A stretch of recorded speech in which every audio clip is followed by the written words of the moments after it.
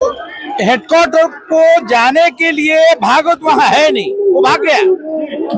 तो जब भाग गया, पहले से डर गया, तो और जाके वहां भगाने का कोई मतलब है नहीं, क्योंकि वहां भागने के लिए वो है ही नहीं वहां।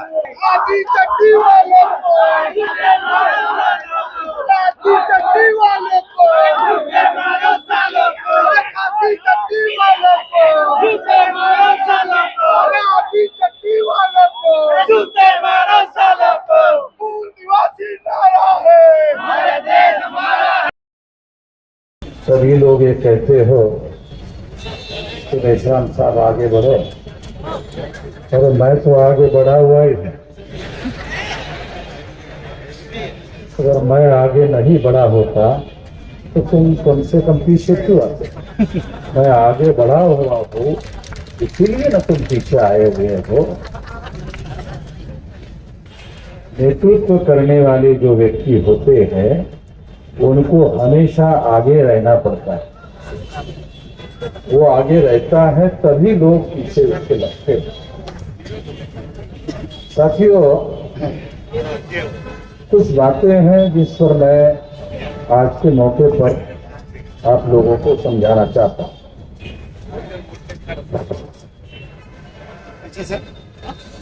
आप लोगों को जानकारी होगी कि ये जो 4 चरणों का आंदोलन है, जिसका ये चौथा चरण चल रहा है, ये हमने क्यों किया? कि ओडिशा में मामसेट का राष्ट्रीय अधिवेशन 5 दिन का अधिवेशन होने वाला था, जिसके लिए ग्राउंड बुक कर दिया गया था, जिसके लिए पुलिस परमिशन मिल गई थी। इसका मतलब है सारी कानूनी बाध्यताएं दूर करके, रुकावटों को दूर करके, कानून की सम्मति से वो 5 दिन का अधिवेशन होने जा रहा था। जब वो कानून की सहमति से अधिवेशन होने जा रहा था तो क्या कारण रहा कि उन लोगों ने हमारा कार्यक्रम, अधिवेशन, जो आज तक किसी भी राज्य में जीवन, बीजेपी के राज्य में भी हमारे राष्ट्रीय अधिवेशन, उससे ग्राउंड को, उससे पुलिस परमिशन को कभी नहीं रोका गया। उसकी वजह है कि हम कानून और संविधान के दायरे में रहकर काम करते हैं। आप लोगों को भी ये ध्यान रखना होगा, कभी भी अपने तहसील में, अपने जिले में, अपने राज्य में जब भी कोई आंदोलन का काम करना है तो कानून और संविधान के दायरे में रहकर ही ये काम करना है। क्योंकि ये जो देश है, संविधान बनने के पहले ये 650 संस्थानिक राजा हुआ करते थे। तो कम से कम 650 टुकड़ों में भारत बटा हुआ था। आप लोगों को जानकारी नहीं होगी, मगर 26 जनवरी 1950 के पहले का इतिहास आप पढ़ लो, उसका सारा डाटा देख लो, तो आपको पता चलेगा कि ऐसा था। तो संविधान ने चाहे 650 संस्थानिक थे, और जो प्रजा संस्थान में नहीं रहती थी, वो प्रजा अंग्रेजों के नियंत्रण में थी, वो सारा मिलाकर भारत के संविधान ने एक संघ भारत का निर्माण किया और सभी देश के लिए एक संविधान लागू किया और देशवासियों ने संविधान को स्वीकार किया। जब संविधान को सारे देशवासियों ने स्वीकार किया, उसमें तमाम प्रकार के संवैधानिक अधिकार है। आप लोगों को ये जानकारी नहीं होगी, आप लोगों को केवल एक ही बात मालूम है, संवैधानिक अधिकार है, तो ये पर्याप्त जानकारी नहीं है। संवैधानिक अधिकार छोटे अधिकार होते हैं। ये बात हमारे लोगों को समझ में नहीं आती। संवैधानिक अधिकार एक अधिकार है, फंडामेंटल राइट सबसे बड़े अधिकार है। फंडामेंटल राइट किसे कहते हैं? सुप्रीम कोर्ट के पास भी जिसको रद्द करने का अधिकार नहीं है।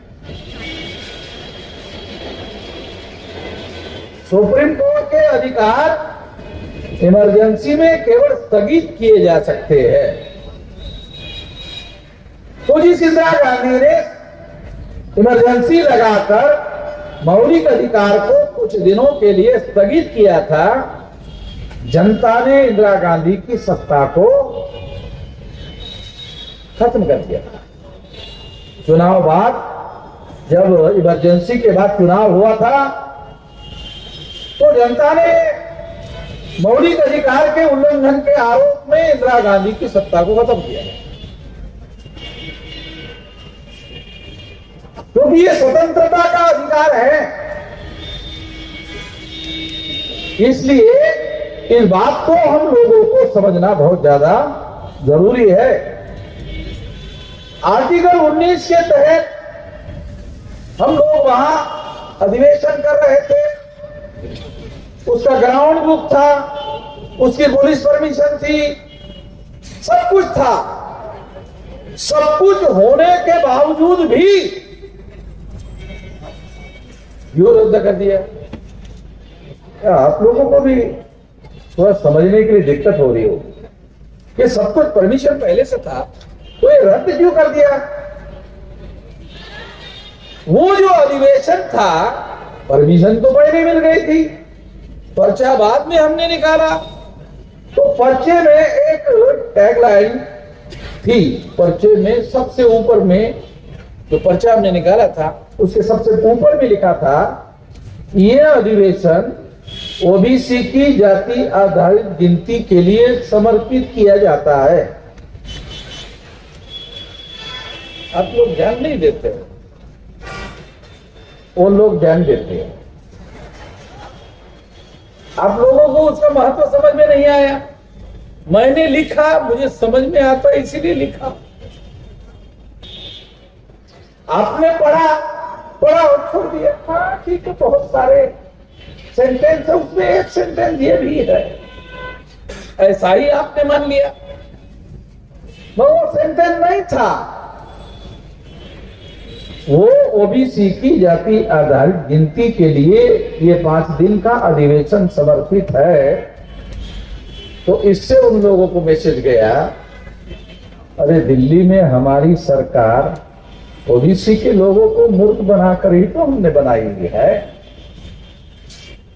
और ये अधिवेशन उनको जागृत करने की बात कर रहे हैं। अगर ये लोग जागृत हो जाते हैं, ओबीसी के लोग जागृत हो जाते हैं, तो अगली बार सेंट्रल में बीजेपी की सरकार आने वाली नहीं है।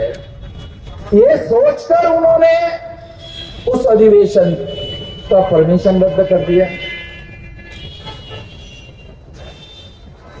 अधिवेशन का परमिशन रद्द कर दिया। इस वजह से वामन मिश्रा रुक जाएगा, रुक जाएगा। मूर्खता की भी हद होनी चाहिए, मूर्खता की हद होनी चाहिए।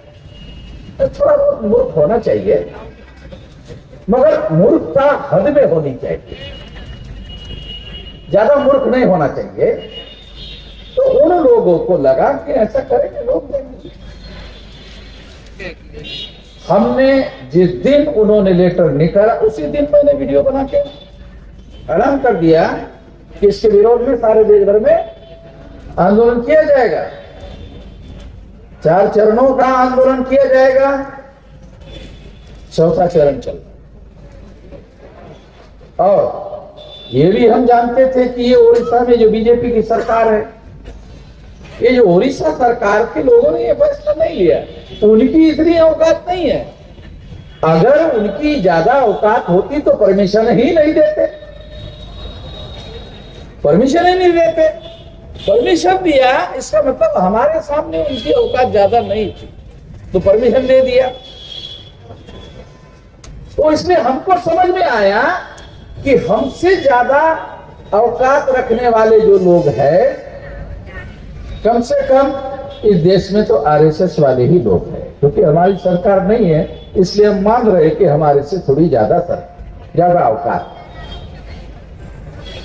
तो लोकतंत्र में 5 साल के लिए अगर किसी की कोई औकात होती है भी 5 साल के लिए, हमेशा के लिए नहीं होती है। तो जैसे लोकतंत्र में उनकी 5 साल में सरकार आई है, हमारी भी आ सकती है।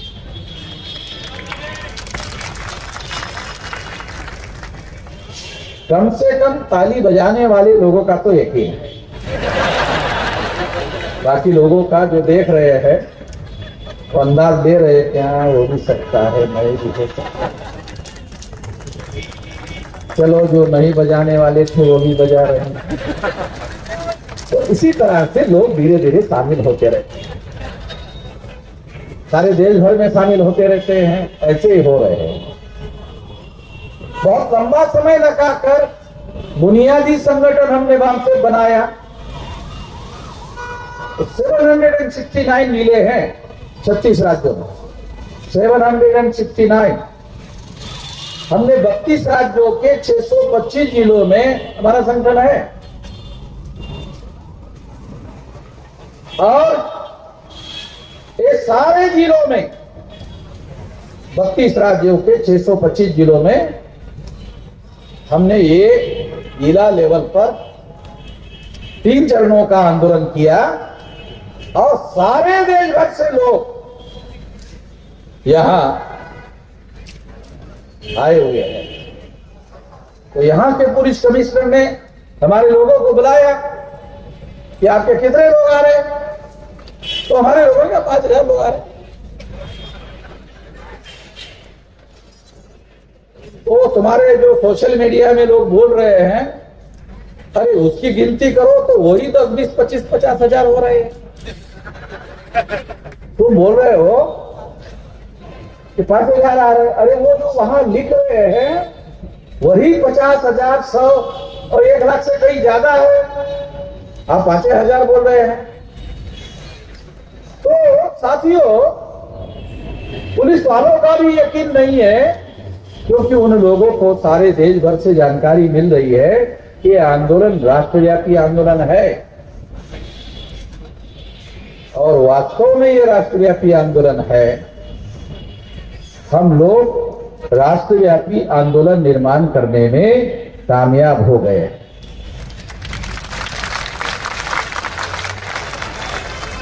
अब हमको आगे क्या करना है? तो सबसे बड़ा मुद्दा हमारा ये है कि ओबीसी की जातीय आधारित गिनती, ये हमारा पहले नंबर का मुद्दा है। मगर ये जो पहले नंबर का मुद्दा है, ये मुद्दा तभी पहले नंबर का मुद्दा बन सकता है जब ईवीएम मशीन का बंदोबस्त किया जाएगा।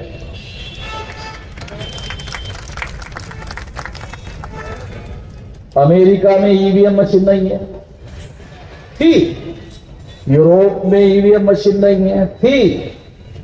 सारे दुनिया में ईवीएम मशीन नहीं है, और जहां थी वहां सारे देश के लोगों ने बैलेट पेपर लाया। टेक्नोलॉजी का अगर अध्ययन किया जाए भारत अमेरिका से आगे है टेक्नोलॉजी में? कोई नहीं मानता। कोई इस बात को मानने के लिए राजी नहीं है कि भारत के पास अमेरिका से आगे टेक्नोलॉजी है। नहीं, भारत के पास अमेरिका से आगे टेक्नोलॉजी नहीं है। अमेरिका के पास ही भारत से आगे टेक्नोलॉजी है। और ऐसा होने के बावजूद भी अमेरिका में, यूरोप में, ऑस्ट्रेलिया में और तमाम दुनिया के बड़े देशों में जहां जहां भी लोकतंत्र है वहां बैलेट पेपर पर चुनाव हो रहा है। आप लोगों को मालूम नहीं होगा, मैं दुनिया के तमाम देशों में, अमेरिका में, यूरोप में, ऑस्ट्रेलिया में, सारे देश भर में घूम से आया हूं। बराबर है? पटेल को कुछ लोगों को लगता है वामन मेश्राम भी फेंक रहा है, नरेंद्र मोदी फेंकता है, वामन मेश्राम भी फेंक रहा है। इसलिए सबूत रखना पड़ता है। पाटिल यहाँ पर है, उसके बाद होगा। चश्मा लगा के है ना, अंकुश पाटिल, उसको मालूम, वो लंदन से आया हुआ, रैली के लिए आया हुआ। तो हाँ, तो साथियों, ये हमारा जो आंदोलन है उसकी शाखाएं अमेरिका में है, यूरोप में है, ऑस्ट्रेलिया में है और तमाम देशों में इसकी शाखाएं हैं और वहां हमारे कार्यक्रम चलते रहते हैं। इसलिए ये आंदोलन सामान्य आंदोलन नहीं है और हम लोकतंत्र के अधीन रहकर, कानून और संविधान के अधीन रहकर अपने सारे काम करते हैं। ये हमारी मौलिक बात है, इसे समझना बहुत जरूरी है। उसी तरह से ओबीसी की जातीय आधार गिनती के लिए हम इस देश में आंदोलन कर रहे हैं। एक देश का प्रधानमंत्री ओबीसी बना हुआ है, नरेंद्र मोदी। अभी 2026 चल रहा है और ओबीसी के जातीय आधारित गिनती का मुद्दा मैंने 2000 से उठाया और जब मैंने ये उठाया उसके बाद आरएसएस ने नरेंद्र मोदी को प्रधानमंत्री पद का कैंडिडेट बनाया। किसी को समझ में आता है या नहीं आता है? मोदी को समझ में आता है कि चलो वामन मेश्राम ब्राह्मणों की ऐसी तैसी करेगा तब तो मुझे तले ये लोग सर पर बिठाएंगे। तो मेरी वजह से नरेंद्र मोदी को उन्होंने सर पर बिठा के रखा हुआ है।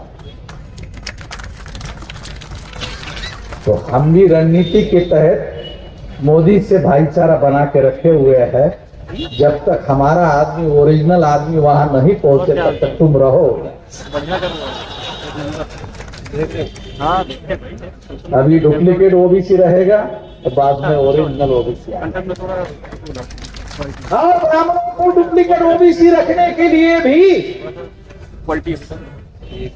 ब्राह्मण को दूर रखना पड़ेगा।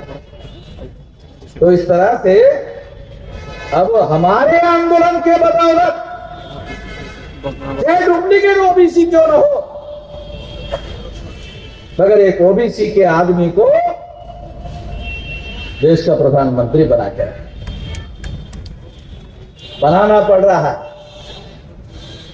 तो ये इसलिए बता रहा हूं क्योंकि हमारा आंदोलन का प्रभाव इतना ज्यादा बड़ा हुआ है। हमारे लोगों को ये बात समझ में नहीं आती, आरएसएस के लोगों को समझ में आती है, भाजपा के लोगों को समझ में आती है, हमारे जो लोग हैं उनको समझ में नहीं आती है, मगर यहां जितने आए हैं उन लोगों को जरूर समझ में आया। अब जो आए हैं उनको समझ में आया हुआ है, जिनको समझ में नहीं आया है वो एक एक आदमी, एक एक 100 आदमी अपने अपने इलाके में तैयार करे। अगर एक एक 100 आदमी, एक एक आदमी तैयार करे तो 2030 तक का हमारा टारगेट है। टारगेट क्या है?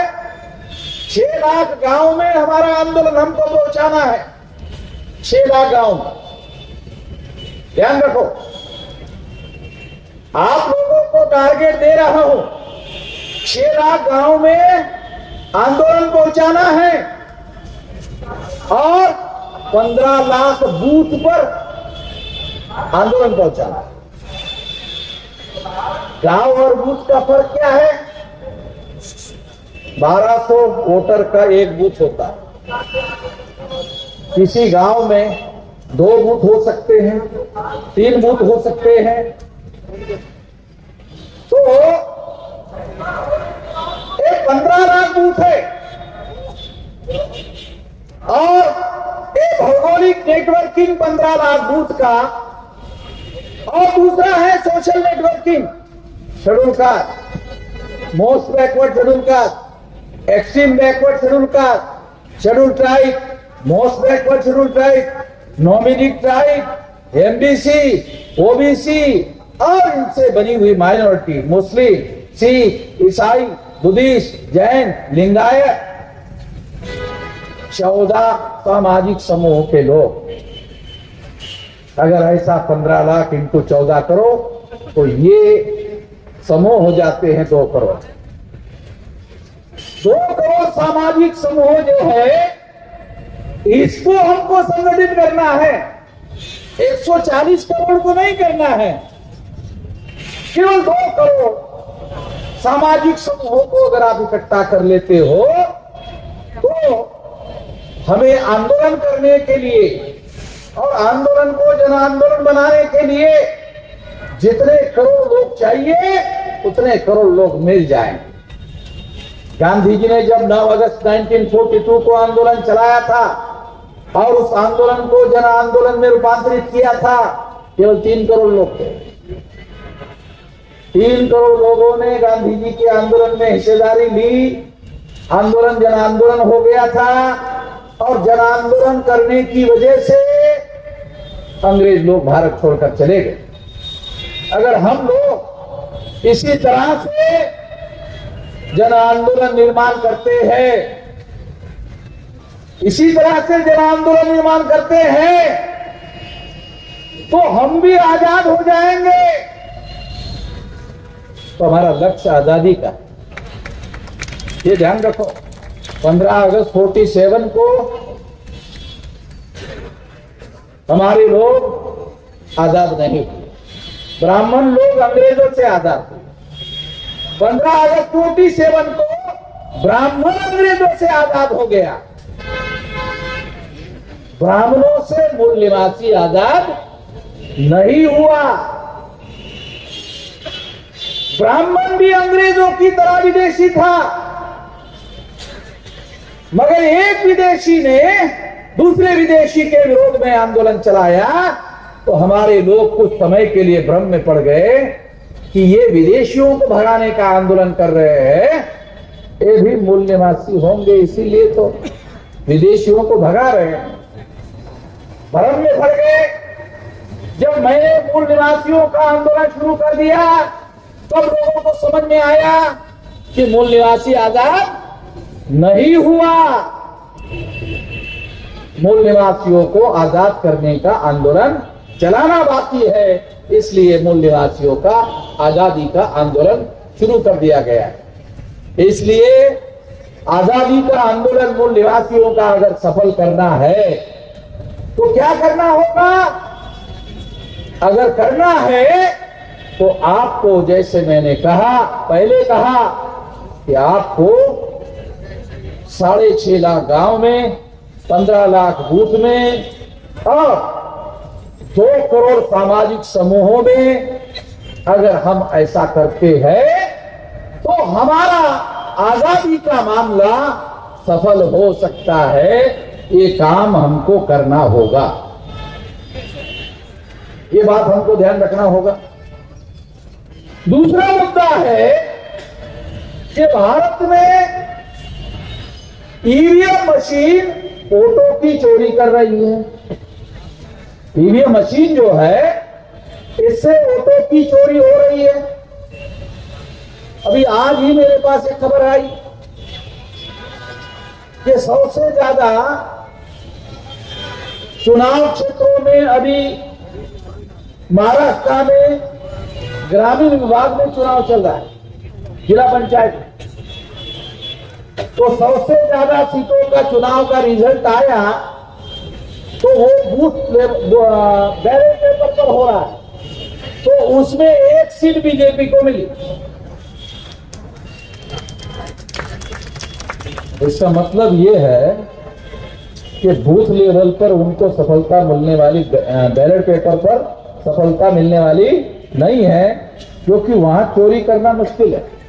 ईवीएम मशीन में क्या है, अंदर ही अंदर चोरी कर सकते हैं और बाहर पता नहीं चलता।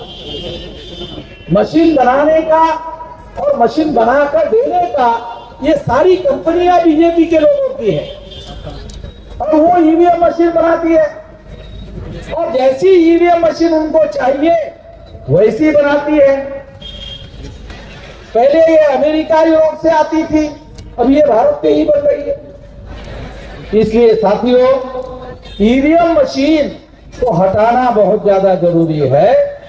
और ईवीएम मशीन हटाना ये कैसे होगा? ईवीएम मशीन हटाना कैसे होगा? ईवीएम मशीन 2 करोड़ सामाजिक समूहों तक हमारा आंदोलन खड़ा नहीं होता तब तक नहीं हटाना, तब तक नहीं हटाना। मुद्दा खत्म हो जाए तो हवा निकल जाती। लोगों को लगता है अरे अब तो हो गया। अब लोगों के समझने, मेरे समझने में फर्क है। लोगों को जितना समझ में, मुद्दा खत्म हो गया तो मुझे क्या समझ में आता, अरे लोग नहीं आए, तो हो गया, सफलता मिल गई। भारत के राज्य सत्ता पर मूल निवासियों का कब्जा जब तक नहीं होता, मुद्दा कैसे खत्म होगा, मेरे को समझ में आता। हमारे लोगों को क्या समझ में आता, अरे मुद्दा खत्म हो गया भाई। राज चाहे आरएसएस का रहे, राज चाहे कांग्रेस का रहे, तो हमारे लोगों को एतराज नहीं।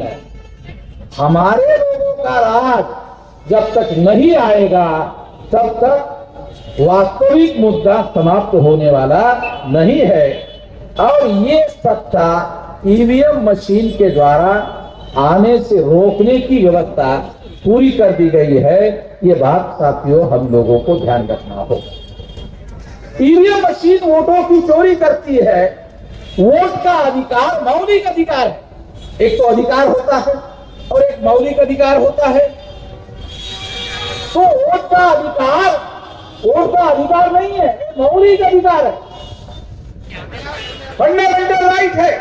ये फंडामेंटल राइट इस देश में हम लोगों को सबसे बड़ा अधिकार है, क्योंकि बाबा साहब आंबेडकर ऐसा सोचते थे, सरकार चाहे कोई भी आ जाए, चाहे बीजेपी की आ जाए, चाहे कांग्रेस की आ जाए, मौलिक अधिकार को बिल्कुल भी हाथ नहीं लगा सकते। बहुतांश लोगों को यह पता नहीं है मौलिक अधिकार। सरकार को मौलिक अधिकार में हस्तक्षेप करने का कोई अधिकार नहीं है। अरे कोई हाई कोर्ट का वकील है क्या? हाथ खड़ा करो। ये इधर मैंने इसीलिए जानबूझकर ये साइड में खड़ा करके रखा, उधर पाटिल को खड़ा करके रखा। मौलिक अधिकार में सरकार को हस्तक्षेप करने का अधिकार है नहीं है। हाईकोर्ट का वकील कह रहा, हमारे लोगों को पता नहीं। सरकार के पास सब कुछ है ना, गलत बात है। सरकार के पास मौलिक अधिकार में हस्तक्षेप करने का कोई अधिकार नहीं है। मान लो बीजेपी की सरकार आई, वामन मेश्राम नहीं बोल सकता, ऐसा कैसे बोल सकता है? गिरा दबाने का अधिकार किसी सरकार के पास नहीं। मौलिक अधिकार है बोलने का अधिकार, तो किसी सरकार के पास, चाहे कांग्रेस की सरकार हो, चाहे बीजेपी की सरकार हो, मौलिक अधिकार है, और वो किसी भी सरकार को रद्द करने का कोई अधिकार नहीं है। ये बात हम लोगों को रखना और समझना बहुत जरूरी है। ऐसे अधिकारों की रक्षा करने का अधिकार होना चाहिए, ऐसे अधिकार की संपूर्ण रक्षा करने का अधिकार होना चाहिए। मगर उड़ीसा ने ये भी रद्द कर दिया। इसलिए ये बात मैं खास तौर पर आपको बताना चाहता हूं कि संविधान में एक संशोधन होना चाहिए। जो संगठन कानून और संविधान के दायरे में रहकर काम करता है और हिंसा फैलाने का काम नहीं करता है, उसको पुलिस परमिशन केवल औपचारिकता मानी जाए। उनके दया पर और मर्जी पर इस अधिकार को ना रखा जाए। हमारे लोगों को ये बात समझ में नहीं आएगी, इतना आसान नहीं है ये, क्योंकि बाबा साहब आम्बेडकर के दिमाग को समझना मुश्किल बात है। इसलिए बता रहा हूं आप लोगों को, ये मौलिक अधिकार है, तो पुलिस के दया पर इस अधिकार को ना रखा जाए। पुलिस परमिशन देगी तो ये अधिकार है। अरे तो इसका मतलब फिर मौलिक अधिकार का क्या मतलब? जो अधिकार मौलिक अधिकार है, अगर वो पुलिस के दया पर निर्भर है तो कहेगा मूलभूत अधिकार। एक आदमी लाइव बैठे हो तो आगे पूछा रहे मूलभूत अधिकार को, फंडामेंटल राइट को सुप्रीम कोर्ट को भी रोकने का अधिकार नहीं है। पता ही नहीं इनको सोशल मीडिया मगर पुलिस वाले वीडियो एक भी दिखाएगी नहीं। सुप्रीम कोर्ट को भी रोकने का अधिकार नहीं है, मगर पुलिस वाले रोक देते हैं। पुलिस वाले रोकने के बाद फिर सुप्रीम कोर्ट पे जाना पड़ता है, फिर सुप्रीम कोर्ट पुलिस वालों को रोक लगाते हैं। हाँ भाई, मैं समझिए आप तब तक साल चला जाता है, 1 साल चला जाता है, समय चला जाता है। बहुत बार हाई कोर्ट वाले सुनवाई नहीं करते, समय बर्बाद करते हैं और मामला सुप्रीम कोर्ट में जाने के लिए भी रुकावट पड़ते हैं। अगर वहां से रद्द कर देते हैं तो मामला सुप्रीम कोर्ट ले जाते हैं, अगर उधर ही उधर घुमाते रहे तो सुप्रीम कोर्ट में भी मामला नहीं जाता है। कई किस्म की दिक्कतें हैं। तो इसलिए ये जो मौलिक अधिकार है, ये पुलिस परमिशन के दया पर नहीं रखना चाहिए, पुलिस परमिशन के ऊपर नहीं रखना चाहिए, सरकार के अनुमति पर नहीं रखना चाहिए। केवल एक काम करना चाहिए कि उनको केवल जानकारी देने का काम होना चाहिए कि अगर ये आपका मौलिक अधिकार है, आर्टिकल 19 के तहत मुझे कार्यक्रम करना है, तो ये पुलिस को मैं जानकारी दे रहा हूं। उसमें ये लिखने की जरूरत नहीं होनी चाहिए कि हमें ऐसा करने की अनुमति दी जाए, नहीं, मैं जानकारी दे रहा, ये तो मेरा मौलिक अधिकार है, तो मैं तो करूंगा ही करूंगा। तुम जेल में लेके जाते हो तो करूंगा, नहीं ले जाते हो तो भी करूंगा। ये मौलिक अधिकार है, पुलिस को केवल जानकारी देने भर का काम होना चाहिए। हाँ ना कहने का अधिकार पुलिस के पास नहीं रहना चाहिए। पुलिस के पास कंपल्सरी ये बंधन रखना चाहिए कि ये मौलिक अधिकार है, इनका कार्यक्रम करना। अब तुम्हारी जिम्मेदारी क्या है पुलिस वालों की? लॉ एंड ऑर्डर मेंटेन करो। तुम्हारा अधिकार क्या है पुलिस का? तुम केवल लॉ एंड ऑर्डर मेंटेन करो। लॉ एंड ऑर्डर मीन्स उनका मौलिक अधिकार बरकरार रहे, इसलिए तुम शांति व्यवस्था बनाए रखो, लॉ कानून व्यवस्था बनाए रखो, ताकि उनका मौलिक अधिकार बरकरार रहे। हमें मौका मिलेगा तो सिंपल एक संशोधन करना और कुछ नहीं करना। 19 के अधीन एक संशोधन पारित कर देना है, उसमें ऐड कर देना है, तो मौलिक अधिकार बरकरार रहेगा और पुलिस के दया पर ये निर्भर नहीं रहेगा। इसके लिए हम लोगों को आने वाले समय में जो विधानसभा का चुनाव है, जो लोकसभा का चुनाव है, उनमें भी हमारे लोगों को अपनी ताकत दिखानी होगी। हम करोड़ों की संख्या में सड़कों पर लोगों को उतारते हैं, चुनाव में हम लोग कामयाब नहीं हो पाते हैं, ऐसा तमाम लोग बोलते रहते हैं। हम लोग क्यों कामयाब नहीं होते हैं? कभी आप लोगों ने इसके बारे में विचार किया? जब करोड़ों लोग हम मोबिलाइज करते हैं तो चुनाव में कामयाब क्यों नहीं होते? क्योंकि चुनाव लड़ने के लिए हमारे पास काला धन नहीं, हमारे पास काला धन नहीं है। और काले धन के बगैर चुनाव भारत में लड़ा नहीं जा सकता, जीता नहीं जा सकता। पहले कांग्रेस के लोग काला धन का इस्तेमाल करते थे, अभी बीजेपी के लोग काला धन का इस्तेमाल करते हैं। जिनकी भी सरकार होती है, चाहे राज्य सरकार हो चाहे केंद्र सरकार हो, दोनों के दोनों काला धन पैदा करते हैं और काला धन संभालने के लिए किसी न किसी उद्योगपति के पास रखते हैं।